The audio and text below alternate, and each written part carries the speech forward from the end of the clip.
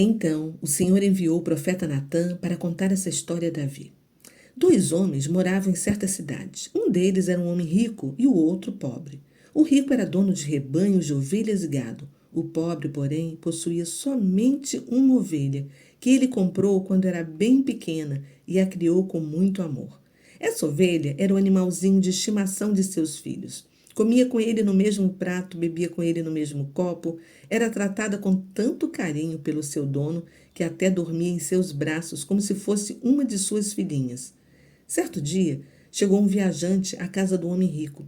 Este, querendo preparar uma boa refeição para o seu visitante, resolveu matar uma ovelha, mas não quis matar nenhum animal dos seus rebanhos. Ao contrário, tomou a ovelha do homem pobre, matou-a e preparou com ela o banquete para o seu visitante.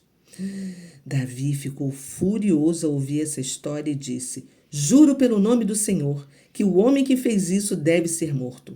E por haver roubado a ovelha e por ter mostrado um coração duro e insensível, deve restituir 4 ovelhas ao homem pobre. Então Natã disse a Davi: Você é o homem rico da história. Assim diz o Senhor, o Deus de Israel: Eu o ungi rei de Israel e o livrei das mãos de Saul. O palácio dele agora é seu, as mulheres dele agora são suas. Também dei a você os reinos de Judá e de Israel. E se isso não bastasse, eu lhe daria muito mais. Por que então você não respeitou a palavra do Senhor e praticou uma coisa tão horrível? Você matou Urias, o heteu, com a espada dos amonitas e ainda roubou a mulher dele. Por isso, daqui em diante, a espada estará sempre sobre a sua família, pois você me desprezou ao tomar a esposa do heteu Urias. Assim diz o Senhor: por causa do seu mau procedimento, farei com que a sua própria família se revolte contra você. Darei as suas esposas a outro homem que terá relações com elas em plena luz do dia. Você fez isso em segredo, mas com você será feito abertamente à vista de todo Israel. Pequei contra o Senhor, confessou Davi a Natã. Então Natã lhe respondeu: Sim, realmente você pecou, mas Deus lhe concedeu perdão pelo seu pecado. Você não morrerá.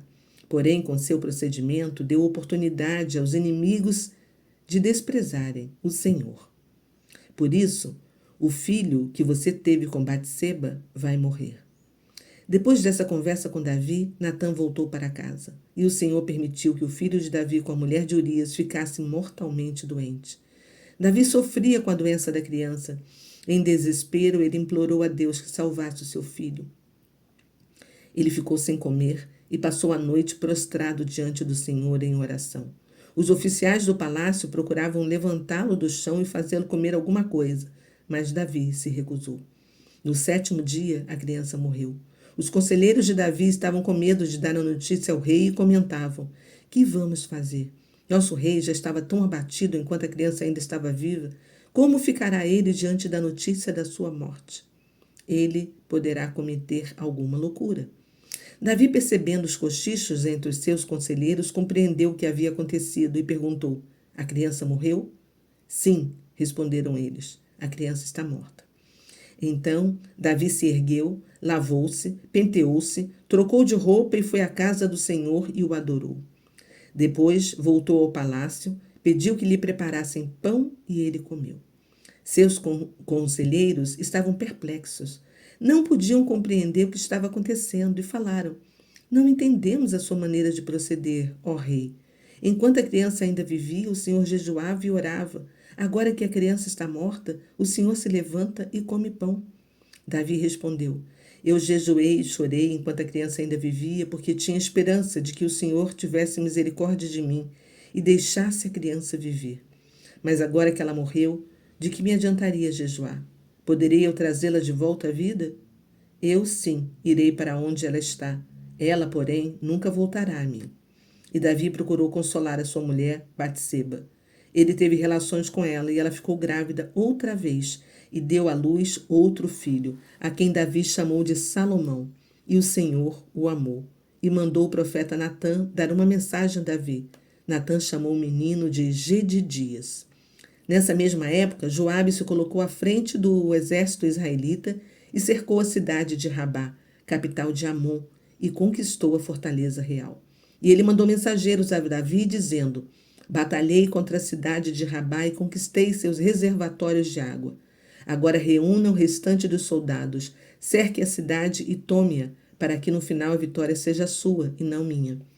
Então Davi convocou todos os seus soldados, foi até Rabá e tomou-a. Tirou a coroa da cabeça do seu rei e colocou-a sobre a sua própria cabeça.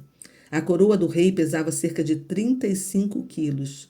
Ela era feita de ouro puro e enfeitada de pedras preciosas. Ele trouxe uma grande quantidade de bens da cidade. Os habitantes da cidade foram feitos escravos de Davi. Ele os obrigou a trabalhar com serras, picaretas, machados e nos fornos de tijolos. Esse foi o tratamento que Davi impôs a todas as cidades dos amonitas. Depois, ele e seu exército voltaram para Jerusalém.